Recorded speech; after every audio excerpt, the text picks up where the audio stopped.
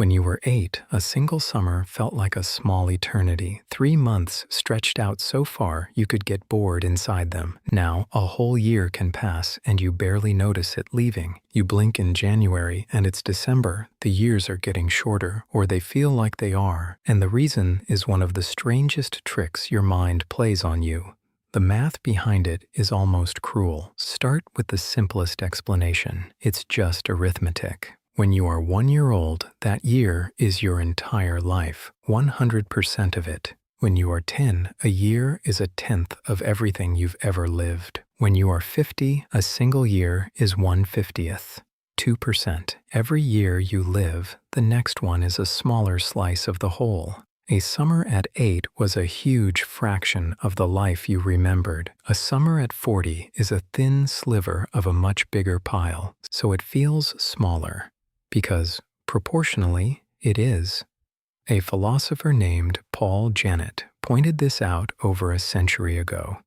And it leads somewhere unsettling. If each year feels shorter than the last, your life isn't a straight line. It's a curve that flattens. By this math, the halfway point of your life, the middle of how time actually feels, doesn't land at 40. It lands somewhere in your late teens or early 20s. By the time you're old enough to drink, half your felt life may already be behind you. That's the brutal part.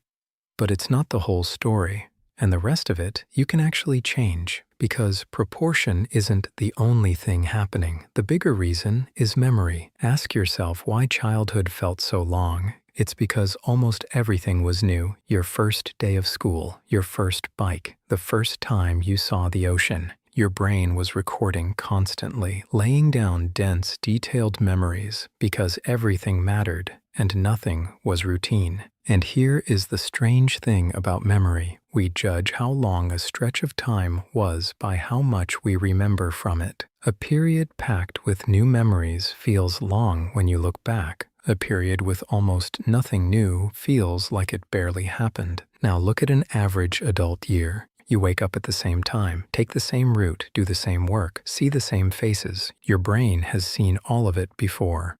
So it stops recording in detail.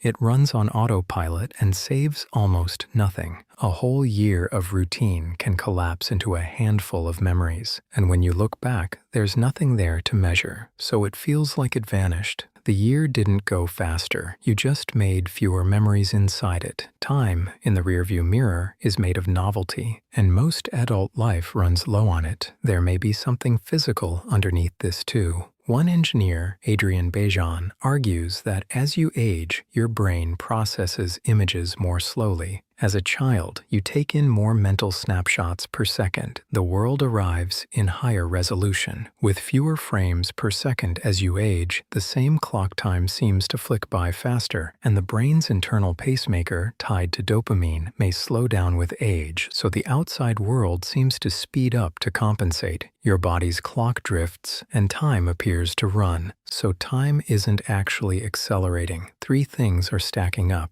The proportion math, which you can't escape. The slowing internal clock, which you mostly can't control. But the memory part, the novelty part, that one is yours. This is why a single week somewhere new can feel longer in memory than a month at home. A week of firsts leaves more behind than 30 days of the same, which means there is a way to fight back, not against the calendar, against the blur. Do new things, take a different road, learn something hard. Go somewhere you've never been. Meet people who aren't like you. Every novelty is a memory your brain decides to keep. And kept memories are what make a year feel full. You can't slow the count. You can't make a year longer than 365 days, but you can fill it with enough new moments that, looking back, it feels like a year you lived. So the next time you catch yourself saying, "Where did the year go?" you'll know the real answer. It didn't go anywhere. You just stopped giving your brain reasons to remember it. The clock was never the problem. The routine was. And the cure is simple, if not easy. Keep doing things for the first time. That's how you steal the long summers back.